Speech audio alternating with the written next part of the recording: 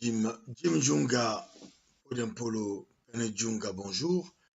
Je suis vice-président de Unique France. Nous sommes avec Dr Georges Aloula. Et donc, c'est ma qualité de vice-président de Unique France que j'interviens pour qu'on comprenne un peu ce qui se passe au Congo aujourd'hui. Donc, le 14 février 2018, se sont rencontrés trois chefs d'État d'Afrique centrale, c'est-à-dire Sassou Nguesso, Lorenzo de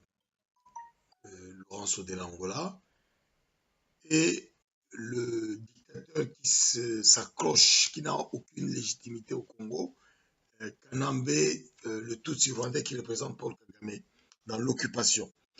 C'est les deux chefs d'État voisins descendants du royaume Congo sont venus au Congo occuper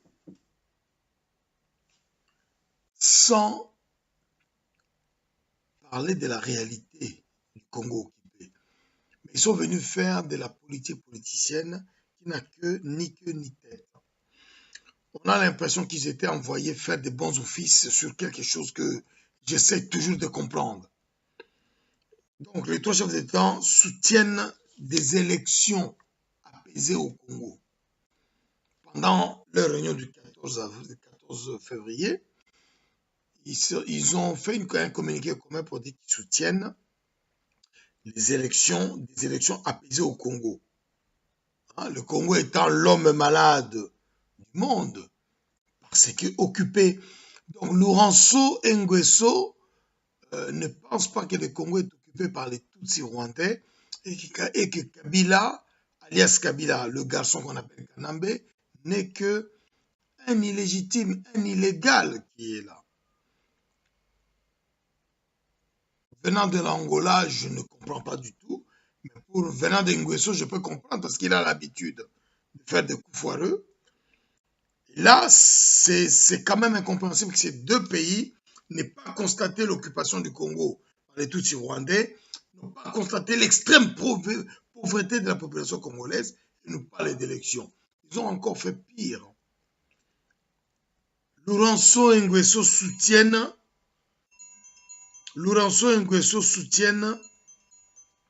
l'accord du 31 décembre 2016. Ils en parlent comme si c'était un accord qui est en cours au Congo. De quoi se poser des questions. Et donc, nous disons que nous ne comprenons pas cette position-là. L'accord du 31 décembre que Tshisekedi a signé pour permettre à ses amis qui étaient avec lui à Jean-Val de prendre quelques postes de ministre dans un gouvernement que aurait créé Kabila. En réalité, cet accord-là était un accord qui permettait à cette soi-disant opposition de permettre à Kabila de faire le glissement. Et vu tous les éléments que nous avons aujourd'hui, ils ont voulu qu'il fasse 3 ans. Je continue. Ces chefs d'État se retrouvent autour de Paul Kagame parce qu'ils sont partis à la réunion qui a eu lieu à Addis Abeba du 28 au 29 janvier 2011. Et cet accord a condamné toute tentative de prise de pouvoir par la force. En termes diplomatiques, on dit hors prise de pouvoir, hors de voie constitutionnelle. Mes aïeux, la seule personne qui ne respecte pas la constitution de la République démocratique du Congo, c'est le sieur Kanambe Kabila.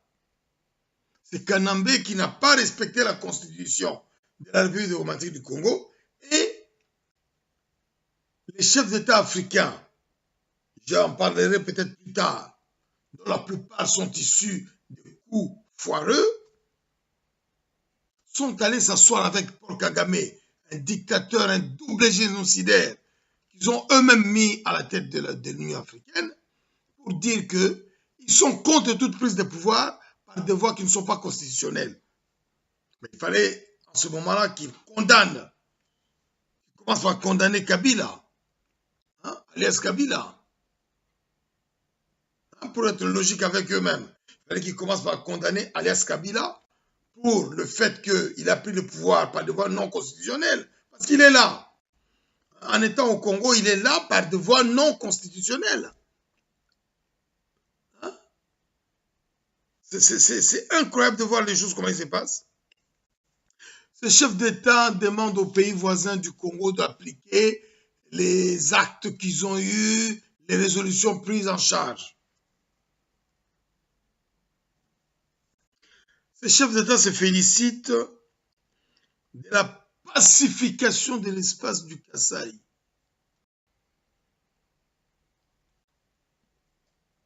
Vous vous rendez compte? Il se félicite de la pacification de l'espace Kasaï. C'est-à-dire qu'ils sont allés se réunir avec l'assassin. Ils sont allés se réunir avec l'organisateur du massacre qu'il y a eu dans le Kasaï occidental. C'est-à-dire, je vous ai tenu au courant de ça pendant très longtemps. Paul Kagame, alias Kabila, ont demandé à général Papadiri général, qui se fait appeler Tango Fort, avec un parlementaire congolais, disons-le comme ça, qui s'appelle Sefuliri, et une troisième personne, un autre Rwandais qui vient d'être nommé à Walikale comme chef de district, de recruter des M23 en Ouganda, de leur donner des tenues militaires congolaises, ça c'est Kabila qui l'a assuré, pour qu'ils aillent commettre en tant que corps expéditionnaire les massacres au Kasaï. Apparemment, le chef d'État de l'Angola n'est pas au courant de ça. Le chef d'État du Congo-Brazzaville n'est pas au courant de ça. Et donc, ces gens-là se félicitent que la République démocratique du Congo ait mis et pacifié cet espace-là. On est parti, on a massacré, puis on a nettoyé. Ils prennent ça et disent que c'est une très bonne chose.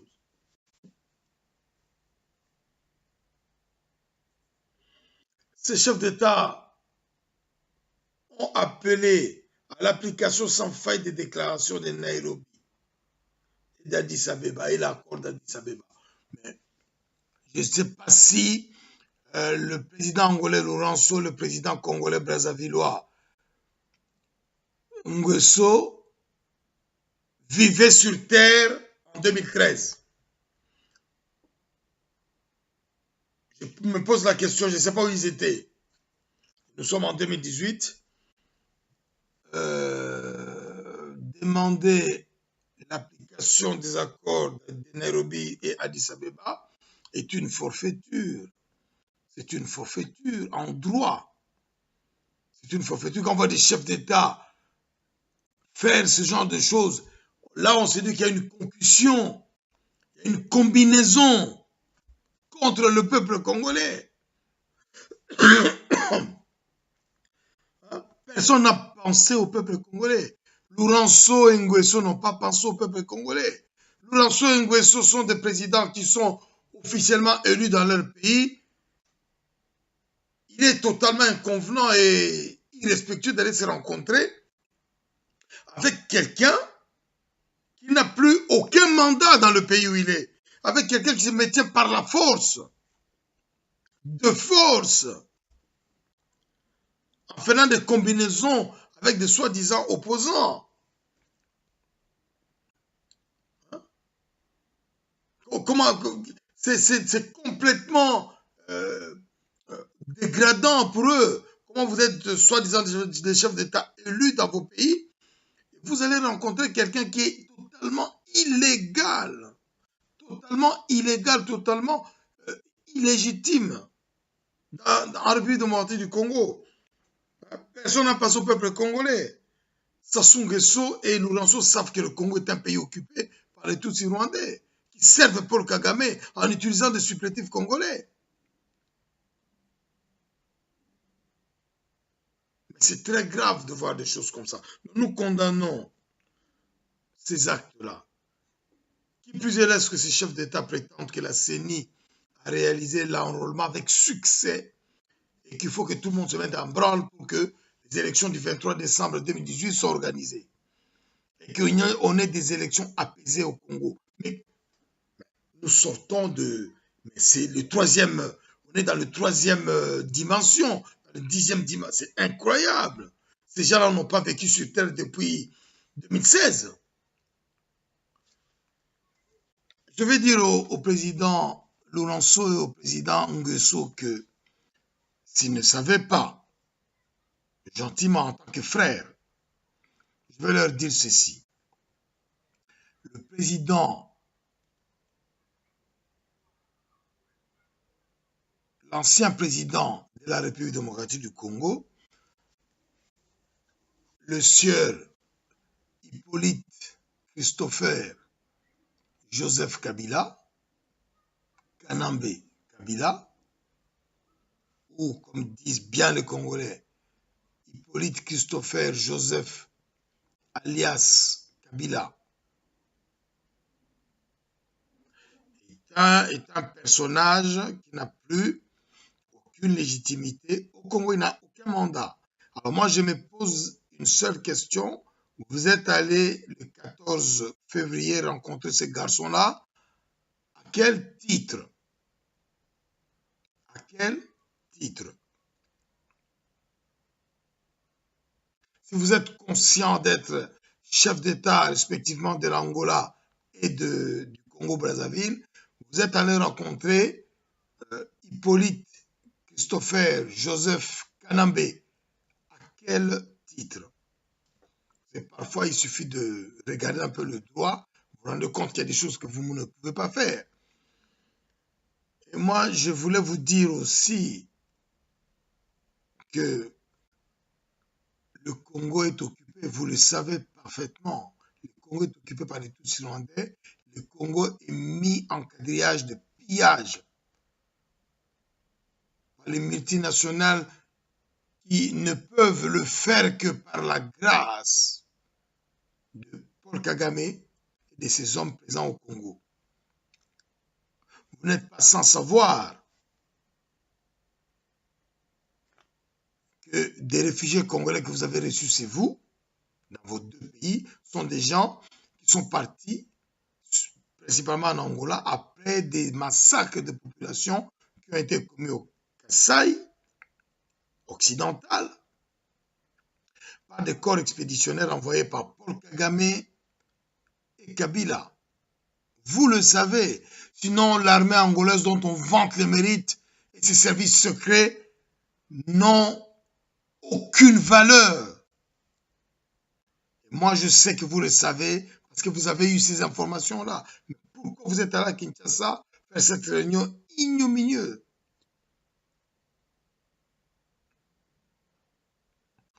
Nous condamnons fermement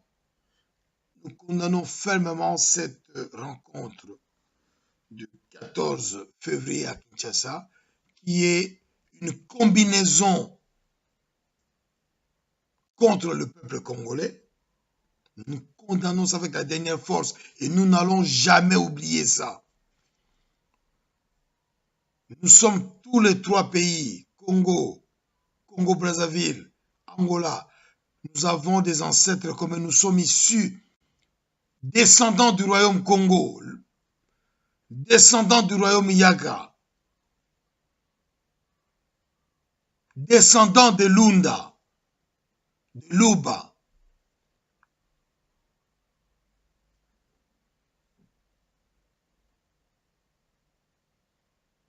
Vous avez oublié cela.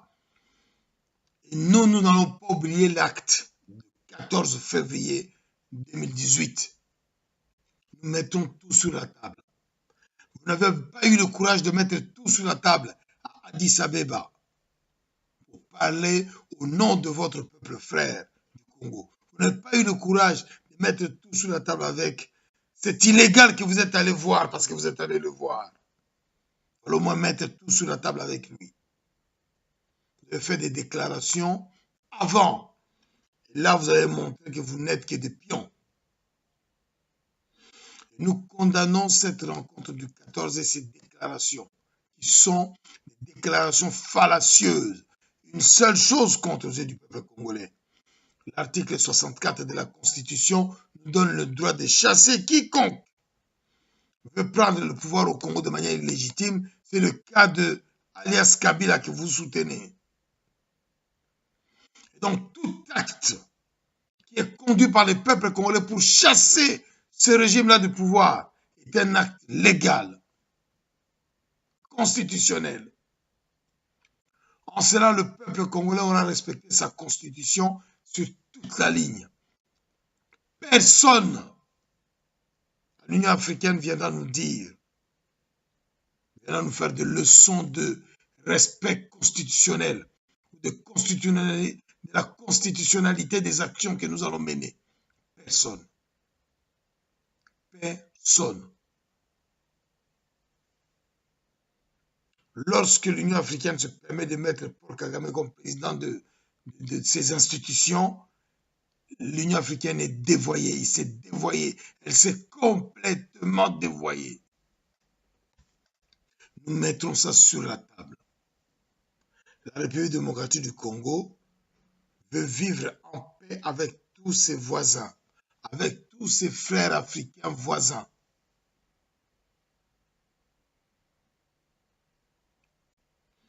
Aujourd'hui, la plupart se permettent de nous faire des coups bas parce que le Congo est dirigé par des étrangers qui n'ont rien à faire avec le Congo, qui ne sont là que pour piller. Bientôt, les patriotes congolais venus de la diaspora vont prendre le poids dans ce pays-là. On va remettre le Congo en marche avec tous nos partenaires, avec tous nos amis de par le monde. Ceux qui se sont permis de piller le Congo vont le payer. Ceux qui ont collaboré avec les étrangers vont le payer. Nous allons remettre tout, nous allons mettre tout sur la table avec chacun de nos voisins pour clarifier nos relations historiques, pour clarifier les relations que nous allons avoir demain. Et chacun de nous portera la responsabilité de ce qu'il a commis au Congo, un tantinet soit-il.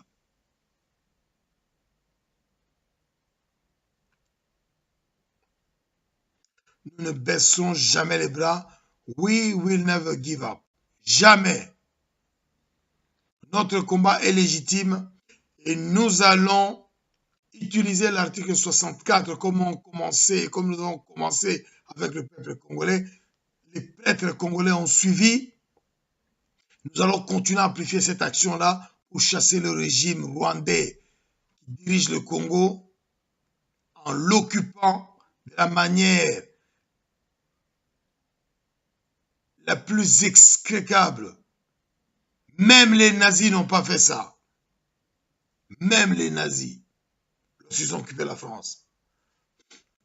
Ce combat, nous allons le gagner, nous sommes en train de le gagner, nous allons le gagner. Peuple congolais, nyonso wana eza mangungu. Mais à moto tumbakela te. Nyonso wana eza mangungu. Baatiela bino information ebele po ba distraire bino. Mais kobosana te peuple congolais mokonzi aza moko yo. Nous ne sommes que tes serviteurs. Nous ne sommes que des gens à ton service, peuple congolais. Avec plaisir, nous allons le faire. Le Congo nous a tant donné. Tokozongisa. Chaque Congolais doit se poser la question. Qu'est-ce que j'ai fait pour rendre tout ce que mon pays m'a donné? Pour rendre tout ce que ce pays-là a donné à ma famille? C'est tout l'amour que nous avons pour le Congo que nous allons mettre en avant.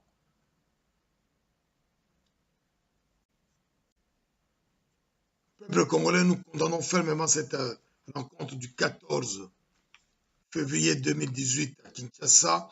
Nous condamnons fermement toutes les déclarations qui ont été faites, qui ne sont que des combinaisons entre des chefs d'État qui ont un intérêt que nous ne voyons pas.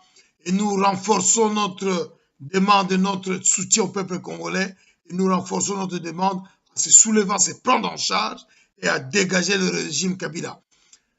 Nous avons commencé à le dégager, nous allons finir le travail pour que ce régime-là parte définitivement et que des patriotes congolais prennent le pouvoir au Congo avec nos amis qui sont partout en Afrique, en Occident, en Amérique, en Asie, avec tous nos amis, nous relevons ce pays-là.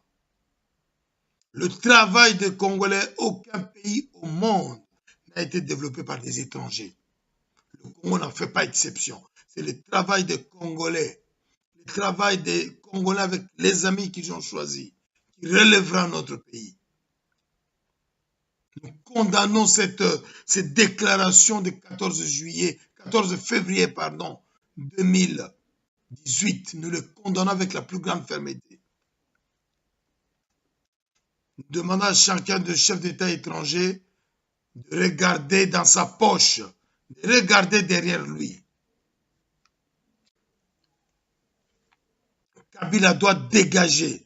Article 64 nous donne le pouvoir de le dégager. Nous avons saisi cet article-là. Nous sommes en train de le dégager. N'arrêtons pas notre effort là-bas.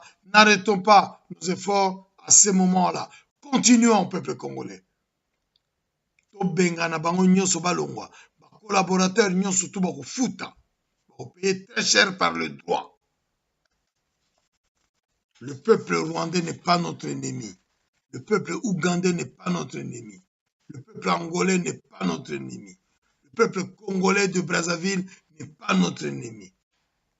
Le peuple centrafricain n'est pas notre ennemi. Le peuple soudanais n'est pas notre ennemi. Le peuple zambien n'est pas notre ennemi. Le peuple burundais n'est pas notre ennemi. Le peuple tanzanien n'est pas notre ennemi. Nous sommes voisins et frères. Mais notre pays doit être libéré du joug rwandais impérativement. Et nous prendrons toutes les mesures nécessaires pour que cela arrive. Et cela est en train d'arriver. Vive le Congo. Nous sommes unité nationale et intégrité du Congo. Nous sommes avec Dr Georges Alula. Je suis Jim Djunga Podiampolo Pene Djunga, vice-président de Unique France. Notre site internet, c'est u-n-i-c.net.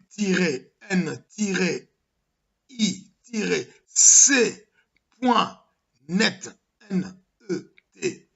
Allez sur ce site-là. Donnez-nous tous vos desiderata. Dites-nous ce que vous voulez faire au Congo. Le Congo a besoin de tous ses enfants. Merci.